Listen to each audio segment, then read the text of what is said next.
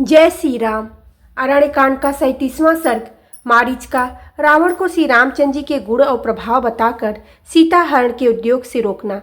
राक्षस राज रावण की पूर्वोक्त बात सुनकर बातचीत करने में कुशल महातेजस्वी मारीच ने उसे इस प्रकार उत्तर दिया। राजन, सदा प्रिय वचन बोलने वाले पुरुष तो सर्वस्व सुलभ होते हैं, परंतु जो अप्रिय होने पर भी हितकर हो ऐसी बात के कहने और सुनने वाले दोनों ही दुर्लभ है। तुम कोई गुप्तचर तो रखते नहीं और तुम्हारा हृदय भी बहुत ही चंचल है, अतः निश्चय ही तुम श्री रामचंद्र जी को बिल्कुल नहीं जानते। वे पराक्रमोचित, गुणों में बहुत बढ़े चढ़े और इंद्र और वरुण के समान हैं। तात, मैं तो यही चाहता हूँ कि समस्त राक्षसों का कल्याण हो। कहीं ऐसा न हो कि श्री रामचंद्र जी अत्यंत कुपित हो समस्त लोगों को राक्षसों से शून्य कर दे। जनक नंदिनी सीता तुम्हारे जीवन का अंत करने के लिए तो नहीं उत्पन्न हुई हैं। कहीं ऐसा न हो कि सीता के कारण तुम्हारे ऊपर कोई बहुत बड़ा संकट आ जाए। तुम जैसे स्वेच्छाचारी और उच्चखन राजा को पाकर लंकापुरी तुम्हारे और राक्षसों के साथ ही नष्ट न हो जाए। जो राजा तुम्हारे समान दुराचारी, स्वेच्छाचारी, पापपूर्ण विचार रखने वाला और खोटी बुद्धि वाला होता है, वह अपने स्वजनों का तथा समूचे राष्ट्र का भी विनाश कर डालता है। श्री रामचंद्र जी न तो पिता द्वारा त्यागे या निकाले गए हैं और न उन्होंने धर्म की मर्यादा का किसी तरह त्याग किया है। न वे लोभी, न दूषित आचार विचार वाले और न क्षत्रिय कुल कलंकी हैं। कौशल्या का आनंद बढ़ाने वाले श्री राम धर्म संबंधित गुणों से हीन नहीं हुए हैं। उनका स्वभाव भी किसी प्राणी के प्रति तीखा नहीं है। वे सदा समस्त प्राणियों के हित में ही तत्पर रहते हैं। रानी कैकेयी ने पिता को धोखे में डालकर मेरे वनवास का वर मांग लिया। यह देखकर धर्मात्मा श्री राम ने मन ही मन यह निश्चय किया कि मैं पिता को सत्यवादी बनाऊंगा, उनके दिए हुए वर या वचन को पूरा करूंगा। इस निश्चय के अनुसार वे स्वयं ही वन के लिए चल दिए। माता कैकेयी और पिता राजा दशरथ का प्रिय करने की इच्छा से वे स्वयं राज्य और भोगों का परित्याग करके दंडक वन में प्रविष्ट हुए। तात, श्री राम क्रूर नहीं है, वे मूर्ख और अजितेंद्रिय भी नहीं हैं। श्री राम में मिथ्या भाषण का दोष भी मैंने कभी नहीं सुना है, अतः उनके विषय में तुम्हें ऐसी उल्टी बातें कभी नहीं कहनी चाहिए।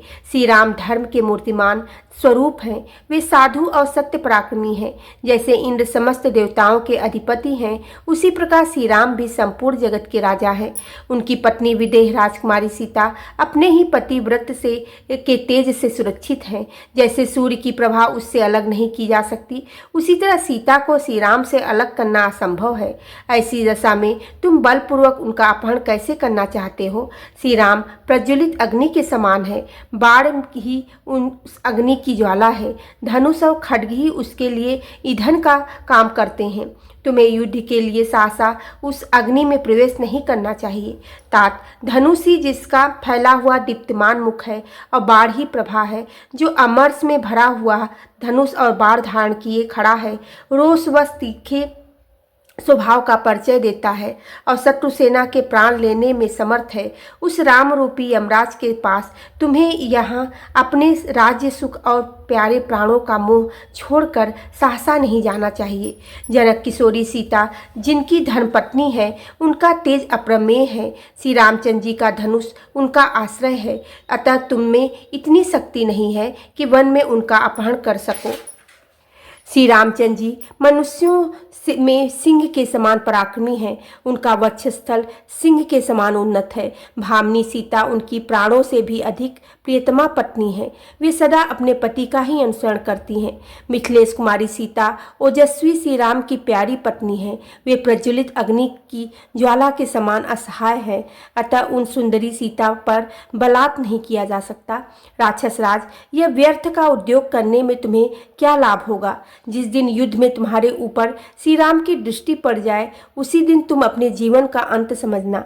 यदि तुम अपने जीवन का सुख का और परम दुर्लभ राज्य का चिरकाल तक उपभोग करना चाहते हो, तो श्री राम का अपराध न करो। तुम विभीषण आदि सभी धर्मात्मा मंत्रियों के साथ सलाह करके अपने कर्तव्य का निश्चय करो। अपने और श्री राम के दोषों तथा गुणों के बलाबल पर भली भांति विचार करके अपनी और श्री रामचंद्र जी की शक्ति को ठीक ठाक समझ लो, फिर क्या करने से तुम्हारे हित होगा इसका निश्चय करके जो उचित जान पड़े वही कार्य तुम्हें करना चाहिए।